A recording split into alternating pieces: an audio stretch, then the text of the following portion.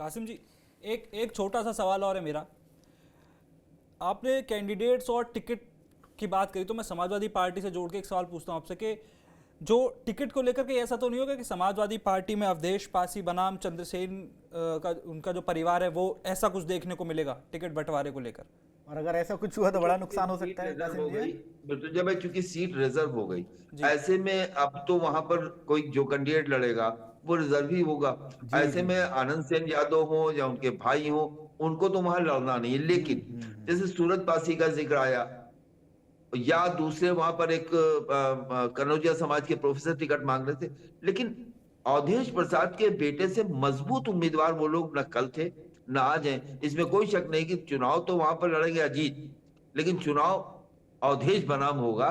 तो इस बात को से समाजवादी पार्टी को ताकत मिलती है, जी इससे इनकार नहीं किया जा जी। सकता। शाहनवाज जी, एक एक चीज़ मैं आपसे समझना चाहता हूँ कि जो 9 सीटों का जो उपचुनाव हुआ था उसमें कांग्रेस और समाजवादी पार्टी का गठबंधन था, लेकिन कांग्रेस ने एक भी सीट पर चुनाव नहीं लड़ा। अब और उसका नतीजा देखिए, वो एक पर्दे के पीछे की कहानी है कि हरियाणा में क्या हुआ, फिर महाराष्ट्र में क्या हुआ, वो एक अलग अलग कहानी होती है, लेकिन उसका असर खूब उत्तर प्रदेश में देखने को मिला। क्या जो मिल्कीपुर का उपचुनाव होगा वहां दोनों पार्टियां साथ मिलकर, मतलब गठबंधन तो है ही इनका, लेकिन क्या ऐसा हो सकता है, ऐसे चांसेस भी हैं कि कांग्रेस के प्रत्याशी पर दाम लगाया जाए? नहीं, इसकी संभावना बहुत कम है और होगा भी नहीं तो और क्या होना भी नहीं और क्या चाहिए। दोनों जैसा अभी पार्टियों के बड़े वरिष्ठ नेता पत्रकार साथ नजर आएंगे मंच पर? मुझे नहीं लगता कि बाई इलेक्शन में कांग्रेस के नेता वहां पहुंचेंगे। जाएं तो बहुत अच्छी बात है। मैंने पहले भी कहा था, जब 9 सीटों पर हम लोग बात कर रहे थे आप ही के चैनल पर, मैंने कहा था कि कांग्रेस की भी गलती है कि कांग्रेस को अगर 2 सीटें मिल रही थी ले लेनी चाहिए थी, क्योंकि परसेप्शन की लड़ाई में हमेशा इंडिया गठबंधन पिछड़ रहा है। और इसमें मैं समझता हूं सबसे बड़ी गलती जो है वो कांग्रेस, क्योंकि सबसे बड़ा दल है, उसकी जिम्मेदारी बनती है कि इस परसेप्शन को बिगड़ने ना दें। और हर बार कांग्रेस वही गलती कर रही है।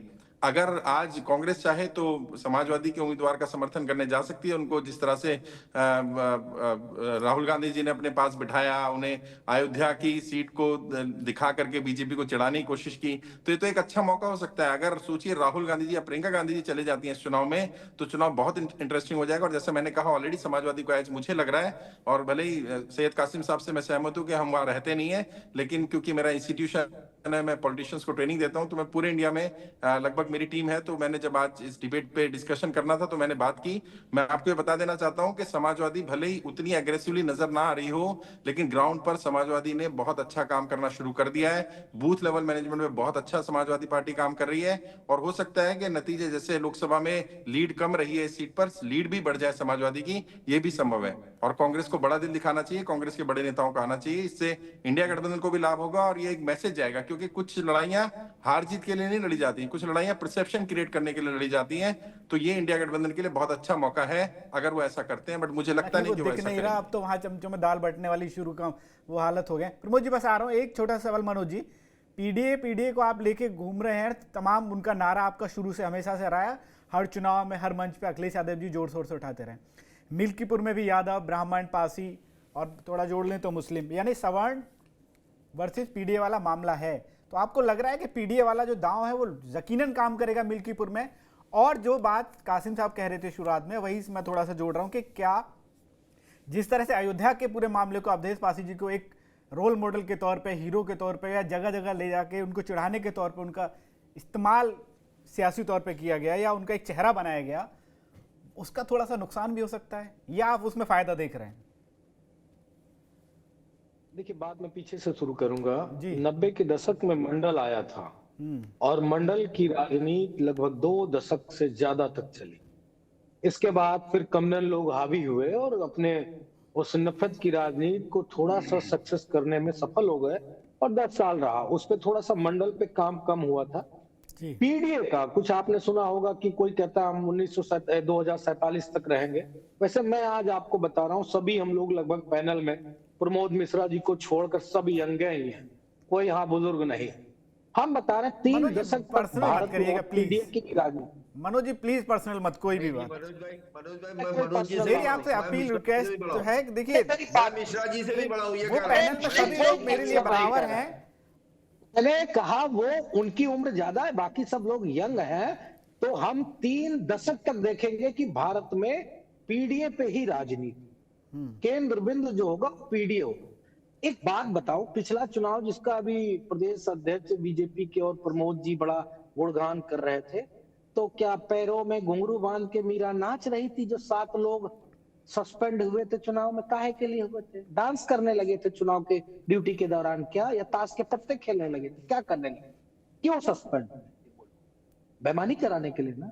तो जैसे अभी हमारे कासिम जी ने कहा ना कि बड़ा चुनाव आचार संहिता का बड़ा मामला टाइट होता है, तो आपको आपके चैनल के माध्यम से आपके दर्शकों को, पुलिस वालों को भी बता दो, अधिकारियों को, कि आपके जो सस्पेंड होंगे चुनावी प्रक्रिया में, जो सस्पेंड होते हैं जल्दी बहाल नहीं होते।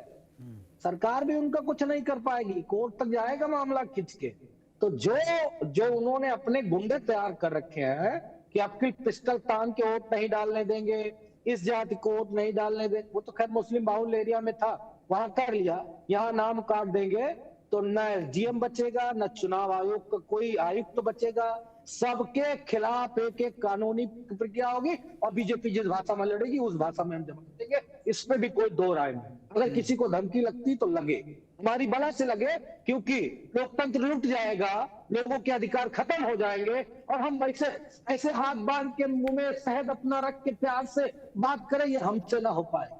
क्योंकि हमारी पीढ़ियों ने, हमारे पूर्वजों ने साजिद जी आजादी की लड़ाई लड़ी है, तब हम गुलाम देश से आजाद देश बने। तब 60 रुपए पेंशन थोड़ी नहीं ले रहे थे, चले माय लॉर्ड 60 रुपए पेंशन दे दो, I want living my standard very high quality वाला, वो वाले हम थोड़ी नहीं, उनके पूर्वज थोड़ी नहीं, हमारे पूर्वज वो नहीं रहे। हमारे पूर्वज भगत सिंह जैसे लोग थे, चंद्रशेखर आजाद जैसे लोग थे, हमारे पूर्वज राम प्रसाद बिस्मिल जैसे लोग थे, हमारे पूर्वज वो थे जिन्होंने परवाह नहीं की फंदा चूमने में, फांसी पे लटकने के लिए, हम उनको मानते हैं। हमारे पूर्वज वो लोग थे जो जेलों में गए, इमरजेंसी में भी जेल में गए और आजादी में भी जेल में गए। हम वो लोग नहीं थे जो सिर्फ माय लॉर्ड के हाथ पैर जोड़ के अपने बच्चे की अधिकारी वाली नौकरी और अपनी पेंशन के चक्कर में लगे थे। इसलिए फिर कान खोल के सुन ले मिल्कीपुर का प्रशासन, समाजवादी पार्टी बख्शेगी नहीं।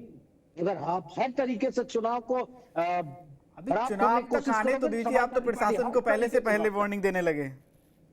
भैया अगर नहीं करेंगे तो फिर हम 14 सस्पेंड करा लेंगे, लेकिन चुनाव तो जीत लेंगे। लेकिन अब किल मरने मारने वाला भी चुनाव हो, इसमें दो राय।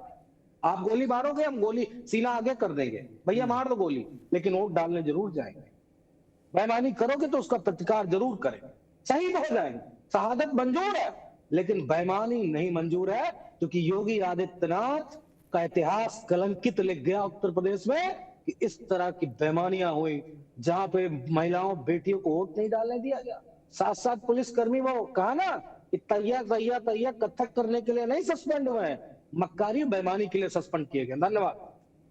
लेकिन मनोज जी, फिर एक चीज मैं छोटा सा बस इसमें जोड़ रहा हूं कि आप एक तरफ कह रहे हैं कि चुनाव आयोग या एक्शन नहीं हुआ, सारी चीजें, एक तरफ आपकी शिकायत के बाद अगर पुलिसकर्मी सस्पेंड हो जा रहे हैं तो एक्शन तो होगा ना। तो इतनी देखिए भैया, सांप भी चला गया, सुनिए, सांप भी चला गया, लाठी भी नहीं टूटी और पिटाई हो गई, बस सस्पेंड हो गए। चुनाव तो अपने पक्ष में बीजेपी ने कर लिया, क्योंकि योगी आदित्यनाथ की सत्ता जाने वाली थी, सत्ता मीन्स उनकी गद्दी जाने वाली थी, खतरे में थे। दिल्ली वाले उनको चापना चाहते थे, नहीं चपे, बेचारे जीत के अपना थोड़ा सा प्रोग्रेस रिपोर्ट कार्ड सही कर लिए, बस इतनी सी बात थी। सत्ता थोड़ी नहीं बचेगी, ठीक है, छीन लेंगे। सर आता हूं अब प्रमोद जी, मिल्कीपुर की सीट के अगर आप तमाम मुद्दों को एक तराजू के पल्ले पर देखें तो दो चीज सामने आती है। एक तो ये कि साहब फैजाबाद जीत गया विपक्ष, अयोध्या फैजाबाद, उसको लगातार वो चिढ़ाने वाली उस मुद्रा में आया, फिर वहां के लोगों को लगा कि चलो एक उनको दे दिया। जैसे तमाम हमारे विश्लेषक वरिष्ठ पत्रकार जी कह रहे थे कि अब विकास भी कोई चीज होती है, मिल्कीपुर के लोगों को लगेगा कम से कम सरकार उनकी है, ये बीजेपी जीत जाए तो विकास चलता रहेगा, प्रक्रिया कम से कम पूरी होती रहेगी। एक तो आप वहां थोड़ा सा पलड़ा आपका भारी दिख रहा है। दूसरा, अगर लोकसभा चुनाव को थोड़ा सा उसका विश्लेषण करते हैं तो 5 में से जो 4 पे विपक्ष हावी रहा, उसमें अयोध्या वाली वो नहीं रही थी। तो आपको क्या लग रहा है कि मिल्कीपुर पे पलड़ा पूरी तरह भारी है? हाँ साजिद भाई, मैं आपकी ही बात तक अपने विचार को सीमित रखूंगा, लेकिन मैं इसको कृपया बुरा मत मानिएगा, लेकिन मैं एक आपके पास एक अपनी कंप्लेंट कर रहा हूँ कि जिस तरह के शब्दों का प्रयोग किया गया मेरे बारे में, उसकी भर्त्सना नहीं।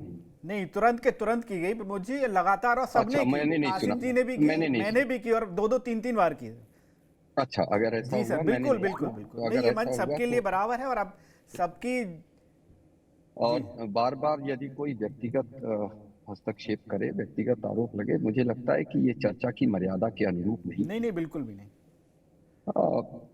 इतने आपके दर्शक हैं, सुन रहे होते हैं, कम से कम अपना कुछ मर्यादा बना के रखें। तो मैं उस स्तर पे तो नहीं कर सकता हूँ। नहीं, स्तर हमें मालूम है, बीजेपी का हर स्तर मालूम है, पेंशन से नहीं लेके नहीं, मनोज जी स्तर ठीक है मालूम ठीक है ठीक है ठीक है, प्रमोद जी सारे बोलेगा। स्तर मालूम है हमें। मैं दोबारा आता हूँ मनोज जी आपके पास, फिलहाल उनकी बात नहीं, उसमें मोहित खान कहाँ से आ गए?